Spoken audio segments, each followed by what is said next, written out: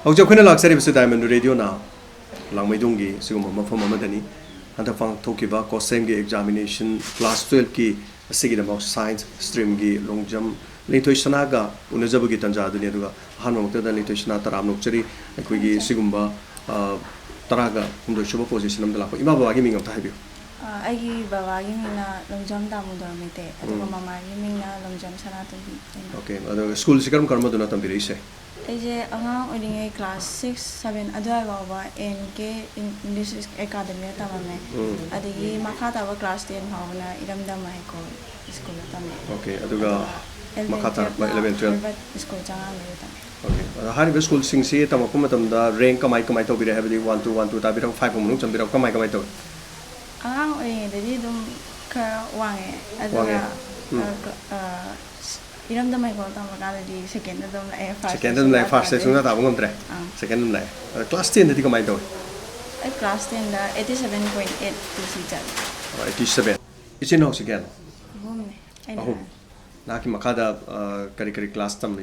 ina nu ba handa metric thagle adu isin pina class 8 kai okay adu mathang se kari no isa ya ning basi kari karamba lambi de chatto pam general line da dum takya general line doina dum chatto pam adu handaki hai thare la iber rank se isana rank lorkani thajabra or natraga rank se sidagi henkana na kane na khan gibra exam di ai best level da dum torame aduga rank low gani khokani adu mai expectation khara adum lakadra di khalle kale adi smile le ko school gi oja sing na ko like tamli ba kanda nang khara cheksalo handaki nang europe ai school gi oja sing na di khara dum khang mane ba khara phaba siti satri ko oja sing na ga dum haibir ko leki bra okay adu handak la ise dum 13 se dum pen bra adum la awira dum kari duno khara sole na leram si ai je bio je kaya haya da hana de dum adu coaching di bio se dum khara kamai to gi ai di tan oja ka singa tan ba ko na bi khudung chabadi adum pange fangi school da kamai de subject si all kano to bibra hoigi loina ba subject si naina bibra school da leiraga to bibra yum de gi de scholar roin to bibra kamai to bibra Harvard na yum di chapri la pani ada hostel le adu hostel le bisi school gi kano sa ason ba subject khak to bra subject wise loina naina bibra kamai to subject wise dum ne adu parents sing da karida hai tare soidana madu gi harak pasu le ram ne khale adu anyway handa gi le ri si bio se kitang mark se mok khren phang magadi khrem yaram mi hai tare ne kya no bio no phangi se 86 okay kare hengalam magadi adai manga tra hengalam di am sonde am hengalam durim ne ba total marks se kano 462 aduga atai subject sing ji sana dum pen bra adum khara what pe yorom bra kamai to tai subject sing adum pele hai tare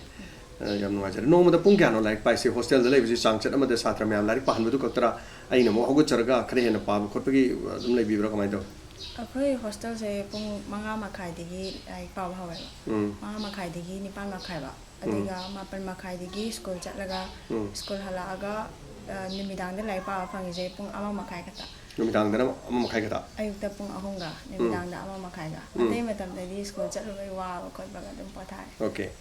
social network adai leidna ko masing matam gi sumar pang manaba manabi sum tino social network sigum se dum yawbra kamai to yawi game ga di sana bra game ni sande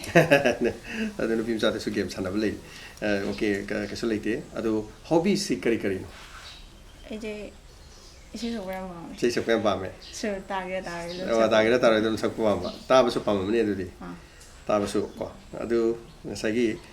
line se general line tabudi dum chatken khale du khwaidigi general line se chapga so aina sigum mdi oininge haiba masak tokpa yaba miyam na khangan yaba kai lege ꯑꯩꯁꯦ ꯑꯣꯖꯥ ꯌꯥꯝ ꯄꯥꯝꯃꯦ ꯑꯣꯖꯥ ꯑꯣꯏꯕ oza oiba se yam pame okay aduga adudi oza oiba dudi kare hai tare ko yamna luroro in khalle adi oza se haiba sinbam se lai haiba wanate changchali du da dum sigum da 13% da lairaba mahiro yamana oza mu oinen bu honarakpada mathang mathang step tu changba da hai tare adu yam nongai sei adu akoi ki masi pumnamak mayam sigi credit se kya da kana da pininge ꯏꯃꯥ ꯕꯕꯥ ꯑꯗꯩ ꯑꯩ ꯇꯥꯛꯄꯤꯔꯛꯄ ꯑꯣꯖꯥꯁꯤꯡ ꯑꯗꯨꯒ ꯑꯩꯒꯤ ꯏꯅꯝꯃ ꯏꯌꯥꯝꯕ ꯃꯌꯥꯝ ꯑꯗꯨꯒ ꯑꯩꯒꯤ ꯔꯨꯝꯃꯦꯠ ꯁꯤꯖꯥꯗ okay adu larik tambasida kare ani imung manungi maikaidagi sel thungi karigi natraga aina hei tamge habista like leitre khudong cha de paisa leitre khudong cha dre ga na haibugum leibra natraga aina tambu tamadi loina ma imung sile page ga leibra imung manung ya wana kamai lei khanghan daba leibra losalaga leibra kamai lei ꯑꯗꯨꯝ ꯑꯩꯅ ꯇꯝꯒꯦ ꯍꯥꯏꯔꯗꯤ ꯑꯗꯨꯝ ꯄꯤꯗ okay adu madi ke su leite aduga salingai du malai che sappe yai haibne ko yam ngajare koina ngasi sigumba gi khudong cha se nithusna koina sangai da yumda lakcharaga haitare sigumba gi mafam sidagi aduga haurakhiba du mahiroi aduga Harvard ta tamba aduga mathang mathang school ke ade haurakpa langmaidong gi mafam sidagi haijaba tare aduga sigumba family amadagi mahiroi ama khangna aduga all Manipur ki oina traum de shuba position da lakhi aduga ma kang haktang wari watai sanabagi nungai ba phungdok chabagi thorom duri aduga thagachari hana hana utesna mathang da unajari basi letusna gi popa pahungani hauzik si kari kari honabiri aisi hojik si United College Sadel ki chemistry department ki assistant professor oi ado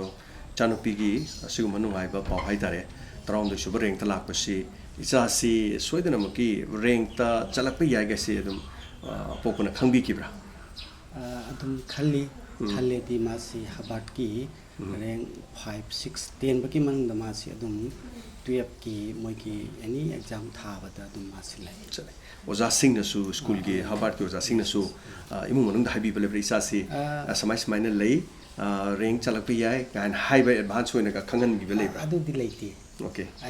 ai di mai mana ta kan le sati hoi adu magi ai su oza ni na ko we the pay have gi on the am so thajaba madile magi masi brain di khadi saboi ba ba di khadi tan ba adu mana was khangi base magi kan was ta ka gi memory si leiti ningsing bi sakti si kan bai tare mas brain di khadi saboi hoi adu mara su line si general line da chalaga oja gumbo iningi haibagi ma leire adu imung nung gidi khoi ya pokona haitare kan so du maina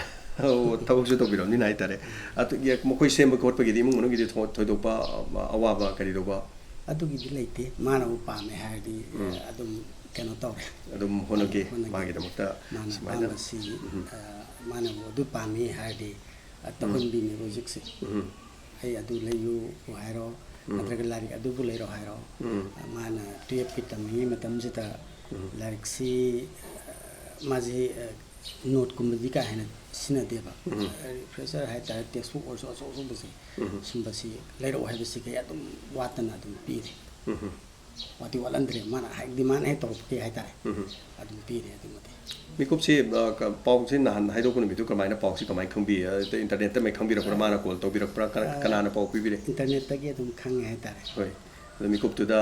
nungai bo ikibra khara handai na khan mara mai ring si khara dum yare khan bi kibra kari pau bi apo ko moin hoi pen bu di leite adu bu adum satisfy oi re na lo re la abani no ko la abani hoi koi la lamdam langmaidong gi leiri ba si lamdam si gi somai pore hai tare aduga longjam se leiri ba sagai si gi su aduga even magi sigumo je dum mi lising kun ga mapan hai tare so the science arts stream tonga ton me hero si marakta traum du su ba hai si dum yam ina pore hai tare yam noi se makha tarak ko da hena mai pa pa aduga lemori ba machin manau gi su aduga imung manung gi hena nungai ba phaba ya phaba ngata oida sonu diamond radio gi mai ke digi thaga chari hanan thank you ai su diamond gi radio tam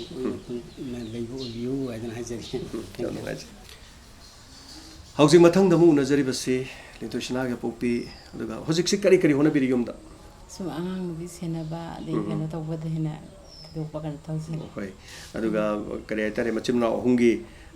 ꯍꯧꯖꯤꯛ ꯍꯧꯖꯤꯛꯁꯤ ꯃꯍꯩ ꯇꯝꯕꯒꯤ ꯃꯊꯪ ꯃꯊꯪ ꯏꯃꯨꯡꯒꯤ ꯗꯥꯏꯇꯁꯨ ꯂꯧꯕꯤꯔꯤ ꯍꯥꯏꯇꯥꯔꯦ ꯄꯤꯛꯂꯤꯉꯩꯗꯒꯤ ꯂꯤꯟꯊꯣꯏꯁꯅꯥꯁꯤ ꯃꯥꯏ ꯃꯍꯩ ꯃꯁꯤꯡꯁꯤ ꯃꯃꯥ ꯑꯃ ꯑꯣꯏꯅ ꯀꯃꯥꯏꯅ ꯇꯧꯏ ꯃꯥꯁꯤ ꯑꯉꯥꯡ ꯃꯌꯥꯝꯒ ꯃꯥꯟꯅꯕ ꯃꯥꯟꯅꯗꯕ ꯀꯔꯤ ꯈꯤꯇꯪ ꯃꯥꯏ ꯃꯔꯝꯗ ꯈꯤꯇ ꯇꯝꯕꯤꯌꯨ ꯃꯥꯏꯁꯦ ꯃꯥꯏ ꯑꯉꯥꯡ ꯑꯣꯏꯔꯤꯉꯩꯗꯒꯤ ꯂꯥꯏꯔꯤꯛꯇ ꯊꯋꯥꯏ ꯌꯥꯎꯖꯕ ꯑꯗꯩ ꯂꯥꯏꯔꯤꯛꯇ ꯑꯗꯨꯝ ꯃꯊꯋꯥꯏ ꯌꯥꯎꯖꯩꯑꯕ ꯃꯥꯁꯦ ꯍꯧꯕꯗꯒꯤꯅ ꯍꯧꯖꯤꯛ ꯐꯥꯎꯁꯦ ꯑꯍꯤꯡꯒ ꯍꯧꯒꯠꯂꯒ ꯂꯥꯏꯔꯤꯛꯀ ꯄꯥꯕ ꯈꯣꯠꯄ ꯑꯉꯥꯡ ꯑꯣꯏꯔꯤꯉꯩꯗꯒ ꯇꯧꯔꯛꯄ꯭ꯔꯣ ꯀꯃꯥꯏꯅ ꯇꯧꯒꯦ ꯃꯥꯁꯤꯕꯨ ꯑꯗꯨꯝ ꯑꯩꯈꯣꯏ ꯄꯨꯡꯁꯦ ꯄꯨꯡ 12:30 ꯅꯨꯡꯗꯥꯡ ꯍꯥꯏꯇꯥꯔꯦꯀꯣ ꯇꯨꯝꯃꯨ ꯌꯥꯗꯉꯩ ꯑꯗꯨꯝ ꯄꯥꯗꯅ ꯈꯣꯠꯇꯅ ꯑꯗꯨꯝ ꯃꯁꯥꯒꯤ ꯇꯧꯖꯩ ꯑꯗꯨꯝ ꯑꯍꯥꯡꯕ ꯃꯇꯝꯗ ꯑꯗꯨꯝ ꯄꯥꯗꯅ ꯀ꯭ꯂꯥꯁ 9, 10ꯒ ꯀꯥꯕꯁꯤ ꯁꯨꯝ ꯂꯩꯗꯅꯀꯣ ꯅꯨꯄꯤ ꯃꯆꯥꯁꯤꯡ ꯍꯧꯖꯤꯛꯀꯥꯟꯗꯤ ꯁꯨꯝ ꯏꯔꯥꯡ ꯂꯥꯡꯕ ꯈꯣꯠꯄ ꯇꯧꯕ ꯌꯥꯎꯏ ꯑꯗꯨ ꯃꯁꯨꯡ ꯃꯃꯥꯟꯅꯕꯤ ꯇꯤꯟꯅꯕ ꯈꯣꯠꯄ ꯂꯥꯡꯕ ꯈꯣꯠꯄ ꯃꯇꯝ ꯃꯇꯝꯒꯤ ꯁꯤꯒꯨꯝꯕ ꯑꯗꯨꯝ ꯌꯥꯎꯕ꯭ꯔꯥ ꯀꯃꯥꯏ ꯇꯧꯏ ꯑꯗꯨꯒꯤꯗꯤ ꯌꯥꯎꯗꯦ ꯃꯥꯒꯤ ꯂꯥꯏꯔꯤꯛ ꯄꯥꯐꯝ ꯊꯣꯛꯄ ꯄꯥꯕ ꯇꯧꯕ ꯂꯥꯡꯕ ꯆꯠꯄ ꯑꯃꯠꯇ ꯇꯧꯗꯦ ꯏꯃꯨꯡ ꯃꯅꯨꯡꯒꯤ ꯁꯨꯝ ꯍꯣꯁꯇꯦꯜꯗ ꯂꯩꯔꯤꯉꯩꯅꯤ ꯍꯣꯁꯇꯦꯜꯗꯒꯤ ꯍꯜꯂꯛꯄ ꯀꯥꯟꯗ ꯏꯃꯨꯡ ꯃꯅꯨꯡꯒꯤ ꯆꯥꯛ ꯏꯁꯤꯡ ꯊꯣꯡꯕ ꯈꯣꯠꯄ ꯀꯔꯤ ꯀꯔꯤ ꯃꯇꯦꯡꯒꯗꯤ ꯄꯥꯡꯁꯤꯟꯕꯤꯕ꯭ꯔꯣ ꯀꯔꯤ ꯀꯔꯤ ꯂꯩ ꯑꯗꯨꯝ ꯄꯥꯡꯁꯤꯟꯕꯤ ꯃꯥꯅ ꯑꯗꯣ ꯅꯍꯥꯟꯒꯤ 12 ꯁꯨꯕ ꯄꯣꯖꯤꯁꯟ ꯇꯥꯔꯦꯅ ꯄꯥꯎꯁꯤ ꯄꯤꯔꯛꯄꯁꯤ ꯐꯣꯟꯗ ꯈꯪꯕꯤꯕ꯭ꯔꯣ ꯃꯥ ꯃꯁꯥꯅ ꯍꯥꯏꯕꯤꯔꯛꯄ꯭ꯔꯣ ꯀꯅꯥꯅ ꯍꯥꯏꯕꯗꯤ ꯈꯪꯒꯦ ꯀꯩꯅꯣꯅ ꯑꯩꯈꯣꯏꯒꯤ ꯏꯔꯝꯗꯝ ꯁ꯭ꯀꯨꯜꯒꯤ ꯄ꯭ꯔꯤꯟꯁꯤꯄꯥꯜꯁꯦ ꯐꯥꯎꯟꯗꯔꯁ ꯑꯣꯏꯕꯁꯦ ꯁꯤꯁꯤꯅ ꯍꯥꯟꯅ ꯇꯥꯛꯂꯛꯑꯦ ꯈ꯭ꯋꯥꯏ ꯐꯥꯔꯁꯇ ꯃꯇꯝꯗꯨꯗ ꯀꯔꯤ ꯐꯥꯎꯕꯤꯈꯤꯒꯦ ꯑꯁ ꯑꯗꯨꯛꯀꯤ ꯃꯇꯤꯛ ꯅꯨꯡꯉꯥꯏꯈ꯭ꯔꯦ ꯑꯗꯨꯗꯤ ꯑꯗꯣ 12ꯗ ꯂꯥꯛꯄꯁꯤ ꯈꯔ ꯍꯦꯟꯒꯠꯂ ꯂꯥꯛꯑꯃꯗꯤ ꯐꯗꯧꯅꯤ ꯀꯥꯏꯅ ꯈꯟꯕꯒ ꯌꯥꯎꯕ꯭ꯔꯣ ꯈꯤꯇꯪ ꯀꯥꯈꯠꯂꯝꯃꯗꯤꯅ ꯈꯜꯂꯦ ꯑꯩꯈꯣꯏꯒꯤ ꯑꯁꯥꯁꯤꯗ ꯂꯩꯗꯅ ꯃꯥꯅ ꯈꯟꯖꯔꯤꯕ ꯑꯗꯩ ꯀꯩꯅꯣ ꯇꯧꯔꯤꯕꯁꯤꯒ ꯑꯗꯩ ꯃꯦꯇ꯭ꯔꯤꯛꯇ ꯈꯔ ꯃꯥꯅ ꯊꯋꯥꯏ ꯅꯨꯡꯉꯥꯏꯈꯤꯗꯕꯗꯣ ꯌꯧꯗꯕꯒꯤ ꯑꯗꯨꯗ ꯃꯥꯅ ꯃꯁꯥꯅ ꯍꯣꯠꯅꯖꯕꯒ ꯁ꯭ꯀꯨꯜꯒꯤ ꯑꯣꯖꯥꯉꯩꯅ ꯍꯣꯠꯅꯖꯕꯒꯗꯤ ꯑꯗꯨꯝ ꯉꯁꯤꯗꯤ ꯃꯥꯏ ꯄꯥꯛꯄꯗ ꯑꯗꯨꯝ ꯀꯩꯅꯣ ꯇꯧꯋꯤ ꯌꯥꯝ ꯅꯨꯡꯉꯥꯏꯖꯩ ꯁꯤꯁꯨ ꯑꯩꯈꯣꯏꯅ ꯈꯪꯖꯕꯀꯣ ꯉꯁꯤ ꯑꯩꯈꯣꯏꯅ ꯊꯑꯣꯏꯅ ꯍꯥꯏꯇꯥꯔꯦ ꯁꯪꯒꯥꯏꯁꯤꯗ ꯂꯥꯛꯆꯔꯒ ꯂꯤꯟꯊꯣꯏꯁꯅꯥꯒꯤ ꯌꯨꯝ ꯑꯗꯒꯤ ꯂꯝꯗꯝ ꯑꯩꯈꯣꯏꯅ ꯁꯤ ꯂꯝꯗꯝꯁꯨ ꯎꯖꯅꯤꯡꯕ ꯑꯗꯒꯤ ꯃꯌꯥꯝꯗꯁꯨ ꯈꯪꯍꯟꯖꯅꯤꯡꯕ ꯂꯤꯟꯊꯣꯏꯁꯅꯥꯒꯤ ꯃꯥꯏ ꯄꯥꯛꯄꯁꯨ ꯗꯥꯏꯃꯟ ꯔꯦꯗꯤꯑꯣꯒꯤ ꯈꯨꯠꯊꯥꯡꯗ ꯃꯅꯤꯄꯨꯔ ꯃꯤꯌꯥꯝꯗ ꯂꯣꯏꯅ ꯈꯪꯍꯟꯖꯅꯤꯡꯕ ꯍꯥꯏꯇꯥꯔꯦ ꯑꯗꯨꯅ ꯑꯩꯈꯣꯏ ꯂꯥꯛꯆꯔꯤꯕꯅꯤ ꯑꯗꯨꯒ ꯌꯥꯝ ꯅꯨꯡꯉꯥꯏꯖꯩ ꯇꯨꯡꯗ ꯃꯥꯏ ꯄꯥꯛꯄ ꯍꯦꯟꯅ ꯍꯦꯟꯅ ꯐꯕ ꯑꯗꯨꯝ ꯑꯣꯏꯕꯤꯔꯣ ꯑꯅꯥ ꯑꯌꯦꯛ ꯌꯥꯎꯗꯕ ꯑꯗꯨꯒ ꯃꯥꯒꯤ ꯇꯨꯡꯒꯤ ꯁꯤꯡꯗ ꯃꯥꯏ ꯄꯥꯛꯄ ꯑꯣꯏꯕꯤꯔꯛꯎ ꯍꯥꯏꯗꯅ ꯍꯥꯏꯖꯔꯤ ꯗꯥꯏꯃꯟ ꯑꯩꯒꯤ ꯔꯦꯗꯤꯑꯣꯒꯤ ꯃꯥꯏꯀꯩꯗꯒꯤꯁꯨ ꯗꯥꯏꯃꯟꯒꯤ ꯁꯨꯃꯥꯏꯅ ꯂꯥꯛꯇꯅ ꯈꯣꯠꯇꯅ ꯇꯧꯕꯁꯦ ꯁꯤꯁꯤꯁꯨ ꯊꯥꯒꯠꯆꯩ ꯌꯥꯝ ꯍꯔꯥꯎꯖꯩ